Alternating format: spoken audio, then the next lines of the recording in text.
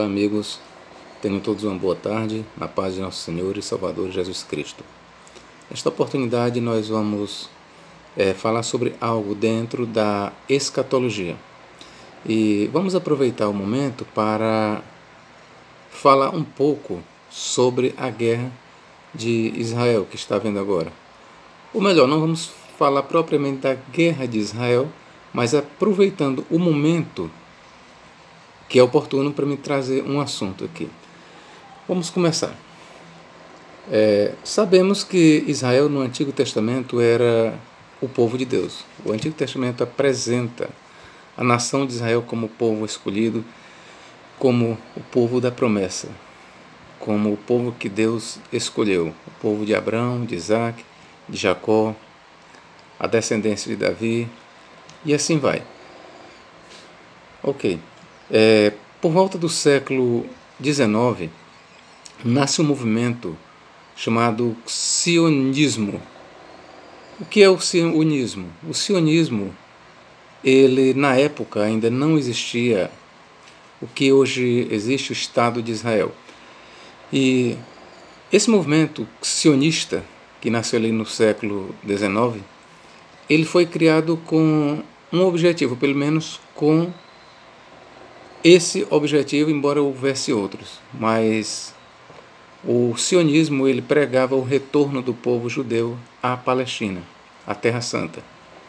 Então este movimento ele surgiu com esse pensamento de fazer com que o povo judeu que estava disperso pelo mundo, pelas nações, voltassem para a sua pátria.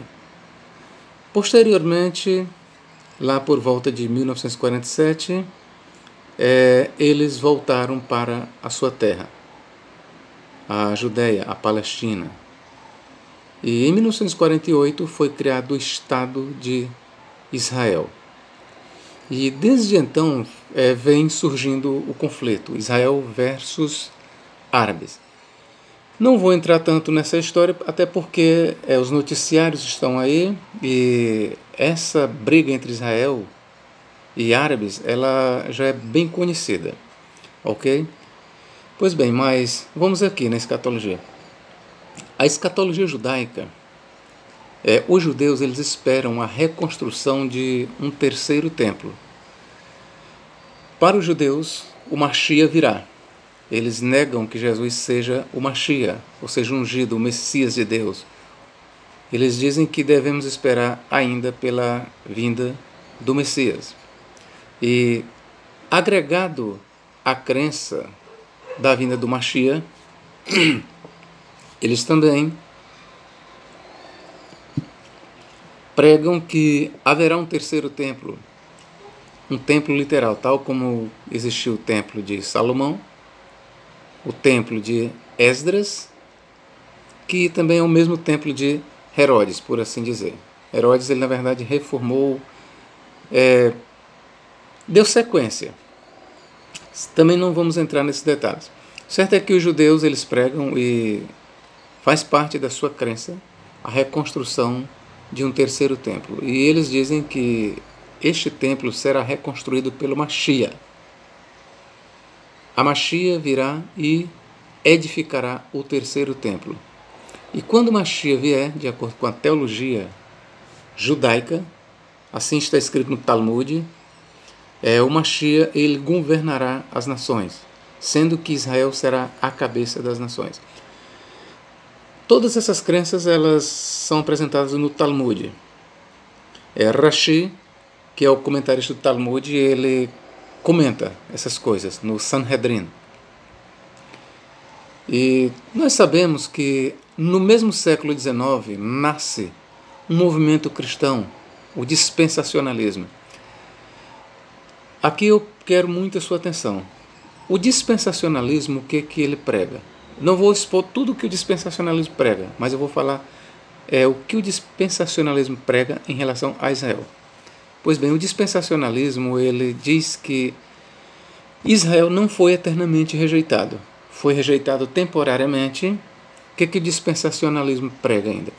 Que a igreja será arrebatada a qualquer momento, a qualquer instante, pode ser até hoje, Cristo pode vir buscar o seu povo para morar no céu por 7 anos até hoje. Então, de acordo com a linha de pensamento dispensacionalista, quando a igreja for tirada aqui da terra, então haverá a reconstrução do terceiro templo.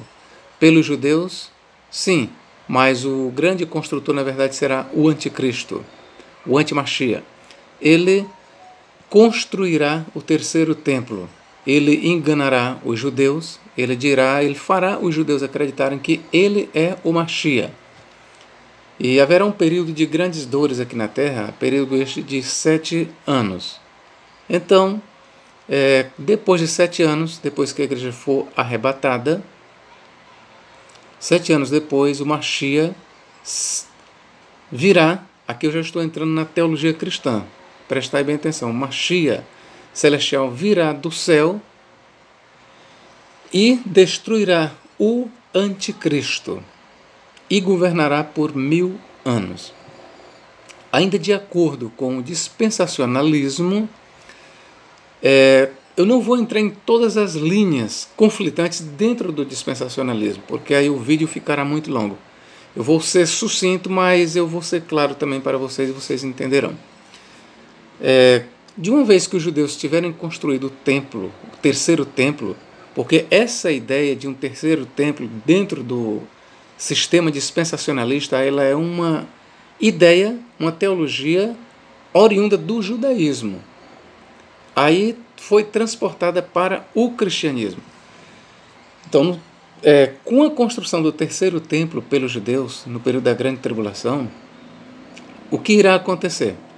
Há aqueles dispensacionalistas que dizem que este templo será destruído ali na volta do Messias, de Cristo, mas há aquela outra linha de dispensacionalismo que eles dizem que este templo ele perdurará por 1000 anos, ou seja, durante 1000 anos se oferecerá sacrifícios, tudo. A Torá será cumprida fielmente pelos judeus e todas as nações andarão debaixo da autoridade de Israel.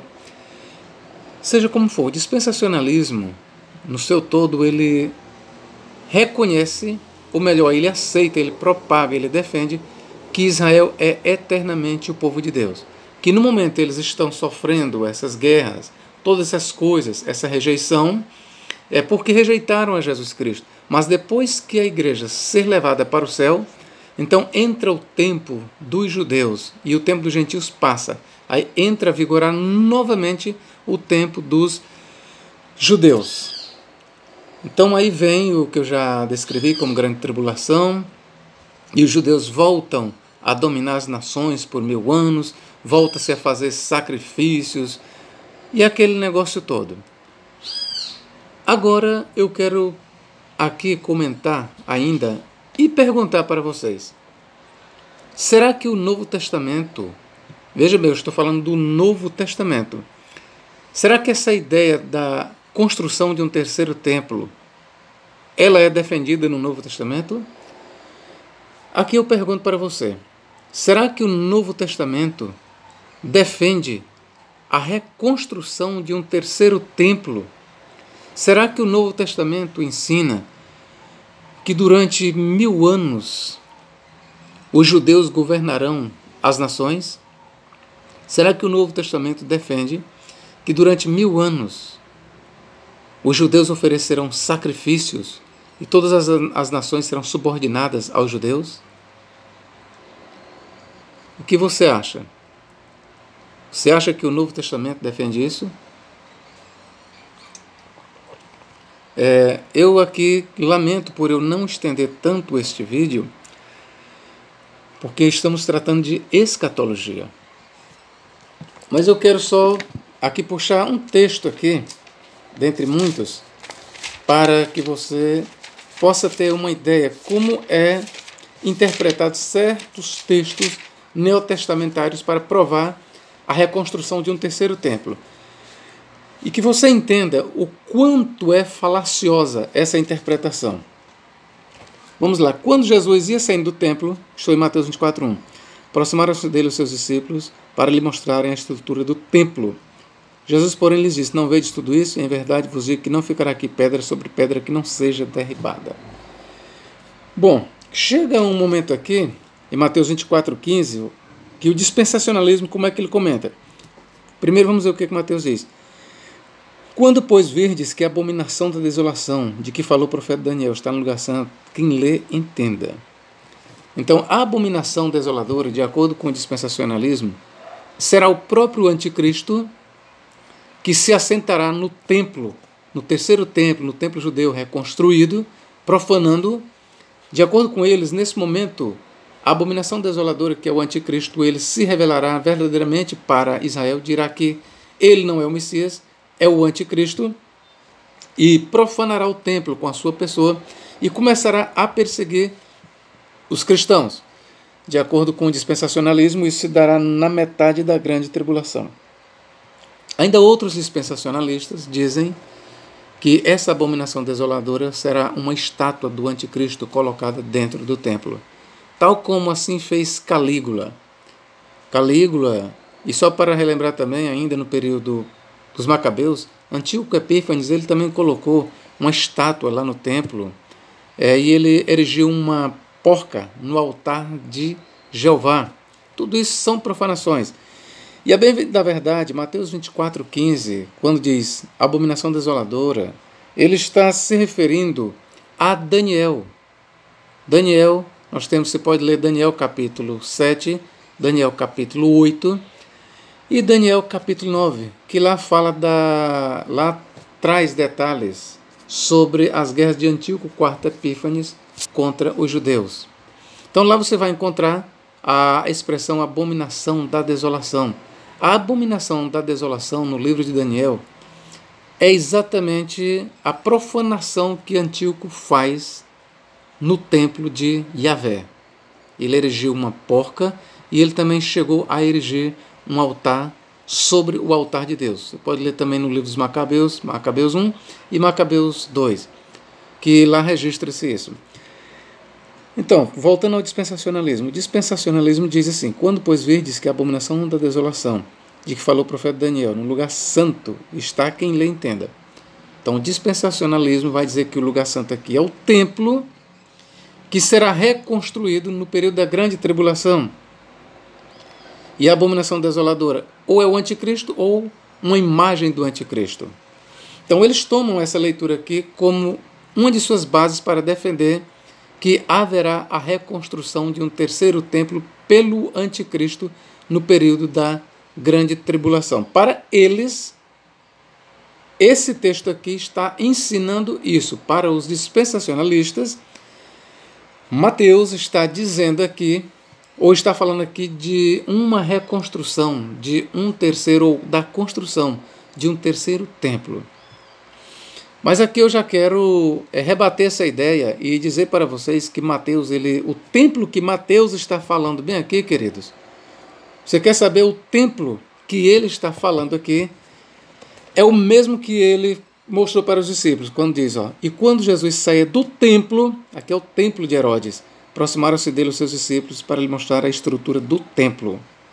O templo aqui, o lugar santo, realmente é o mesmo lugar santo que estava dentro do templo de Herodes. Todo o capítulo 24 de Mateus precisa necessariamente ser entendido à luz do contexto da guerra de Israel ali, nos anos 67 a 70, quando os romanos sitiaram a terra de Israel, a terra da Judéia. Sabemos que durante 3 anos e meio os romanos sitiaram aquela área que hoje é a Palestina, que hoje é Israel, onde Israel habita, onde está havendo a guerra, chamada Terra Santa. Os romanos, entre 67 a 70, eles subjugaram Israel, arrasaram com a cidade e queimaram o templo. O templo em questão aqui, tudo que você encontrar sobre o templo, aqui no capítulo 24, diz respeito ao templo que foi destruído no ano 70. Mateus não tem em mente nenhum templo a ser reconstruído no futuro. Não, não tem. O templo que Mateus tem em mente aqui é o templo dos dias de Jesus Cristo, o templo de Herodes. Nós encontramos os paralelos em Marcos 13 e Lucas 21. Você vai ver também menção ao templo. Eu quero só dar uma explicação aqui. De acordo com Lucas, a narrativa é paralela, porém ele traz alguns detalhes com maior elucidação. Lucas capítulo 21, vamos ver o que ele diz.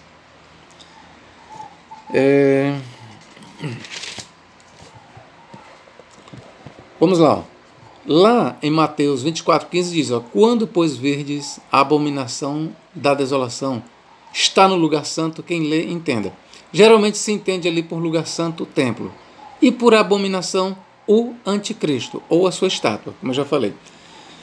Lucas ele não usa a expressão conforme Mateus usou, mas ele diz assim, Lucas 21:20, mas quando virdes Jerusalém cercada de exércitos, sabei que é chegada a sua assolação. Outras versões, desolação. Veja que Mateus, ou Lucas, ele é como se ele estivesse interpretando a expressão abominação desoladora no lugar santo. O que seria abominação desoladora? Para Lucas, veja bem o que é abominação desoladora para Lucas. Mas quando vê Jerusalém cercada de exércitos, então, o exército romano, ou os exércitos romanos, constituem aquilo que Mateus chama de abominação desoladora. Tanto Mateus como Marcos usam a expressão abominação desoladora. Para Lucas, ele entende que essa abominação desoladora são os exércitos romanos, que cercaram Israel durante 3 anos e meio, entre 67 e 70. E o lugar santo que seria? Mateus e Marcos apenas usam a expressão lugar santo. Mas Lucas ele diz, mas quando vir Jerusalém, então Lucas substitui a expressão lugar santo por Jerusalém, porque de fato Jerusalém é para Israel o lugar mais santo do mundo. Só para que vocês entendam a teologia judaica da santidade, eu vou aqui lhes explicar como é que os judeus veem o cosmos, o mundo. Para os judeus, vamos lá, temos o cosmos, o mundo, aí o lugar mais santo do mundo é o planeta Terra. Aí no planeta Terra, o lugar mais santo do mundo é a terra de Israel. Aí dentro da terra de Israel, o lugar mais santo do mundo é Jerusalém, ou Monte Sião, sobre o qual Jerusalém está edificada. Aí dentro da cidade de Jerusalém, o lugar mais santo é o templo.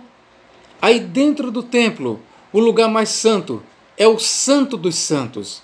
E dentro do Santo dos Santos, o lugar mais santo é a Arca da Aliança, que representa a presença de Deus. É assim que os judeus eles veem o cosmos. Então os judeus, para eles, a nação de Israel é a nação eleita, o povo indestrutível, o povo de Deus que jamais será esquecido. Jamais. Então eu estou explicando isso para vocês para entrar neste ponto aqui. Como eu perguntei, o Novo Testamento, ele ensina a reconstrução de um terceiro templo? Não. O Novo Testamento não ensina. Como professor, mas nós não lemos lá em 2 Tessalonicenses, Paulo dizendo que o homem do pecado, o filho da perdição, se assentará no templo de Deus, querendo parecer ser Deus. Sim, nós lemos 2 Tessalonicenses, capítulo 2. Então, professor Nathaniel, aquele templo ali não será o terceiro templo? Porque ali é escatologia pura, e eu concordo contigo. É escatologia pura. Mas eu quero que você conheça algumas interpretações, porque eu tenho que dar para você entender. Há aqueles que veem aquele templo como uma igreja.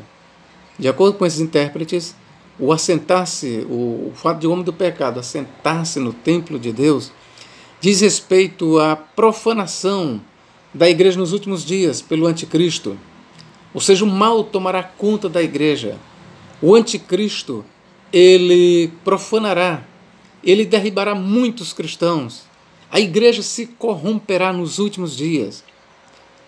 Há outros que dizem, e isso era comum ali na Idade Média, que o homem do pecado ali é o Papa ou papado, e o assentar-se no santuário de Deus seria o Papa, assentado no trono de Roma, comandando a igreja. Há ainda, na visão dispensacionalista, que é o que estamos comentando, que eles dizem que ele realmente é o templo que será edificado pelo anticristo, mas que o próprio anticristo o profanará, se revelará para os judeus e dirá que ele não é Cristo e sim um anticristo.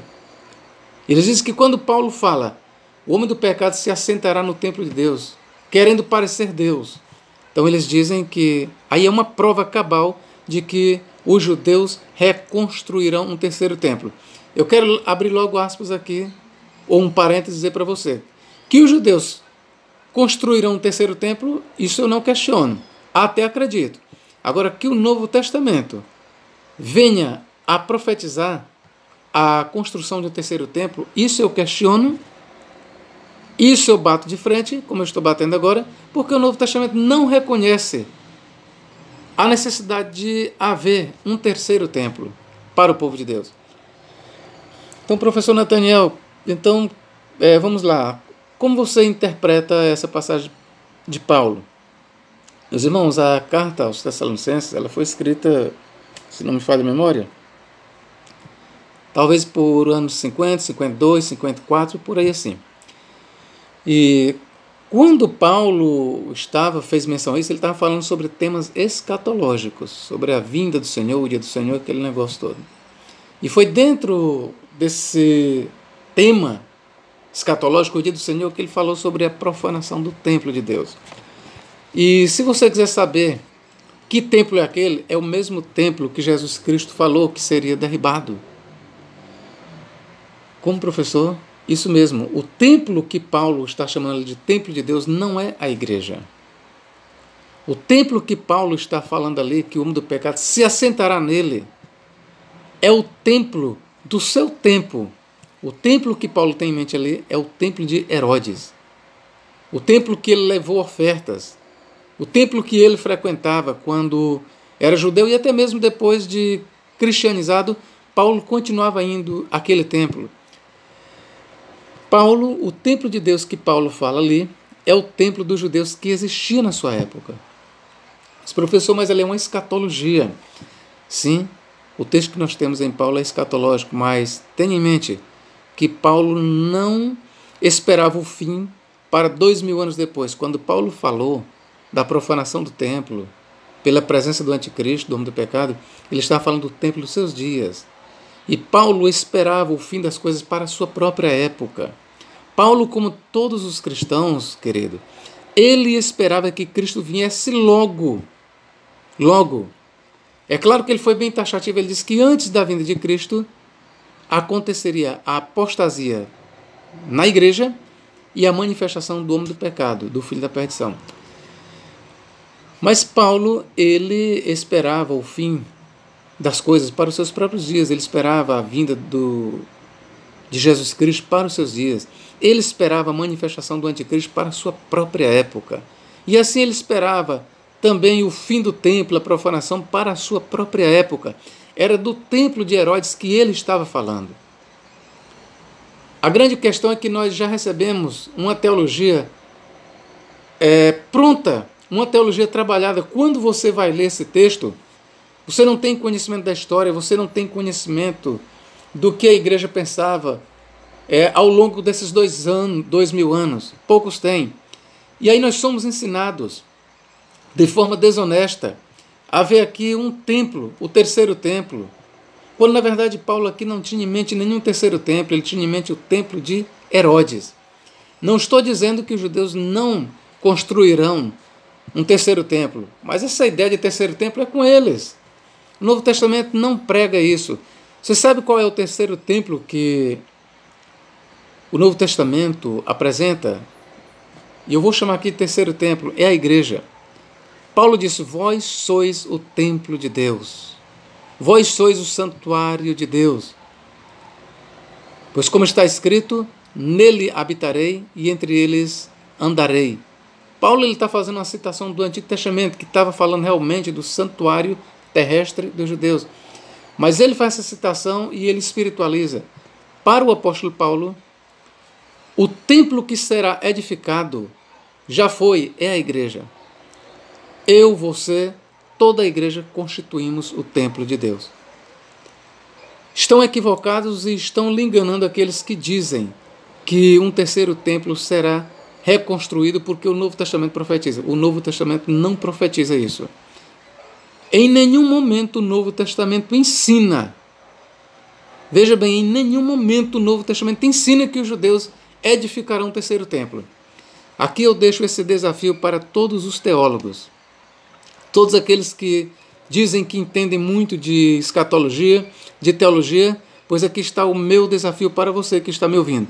Me mostre apenas um versículo no Novo Testamento que esteja dizendo que os judeus edificarão um terceiro templo. Me mostre. Se você me mostrar, eu me retrato e faço outro vídeo, porque eu tenho coragem de me retratar. Mas até agora eu não encontrei essa ideia da construção de um terceiro templo no Novo Testamento. Volto a dizer, que os judeus construirão um novo templo, isso eu creio.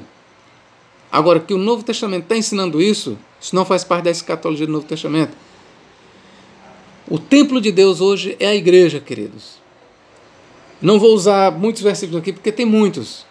Por falta de tempo, não quero alongar o vídeo, mas eu quero dizer que o templo de Deus no Novo Testamento não é físico. O Novo Testamento apresenta o templo de Deus como sendo a igreja. É a igreja que é o templo de Deus. Amém, queridos? Se você gostou desse vídeo, eu gostaria que você propagasse ele.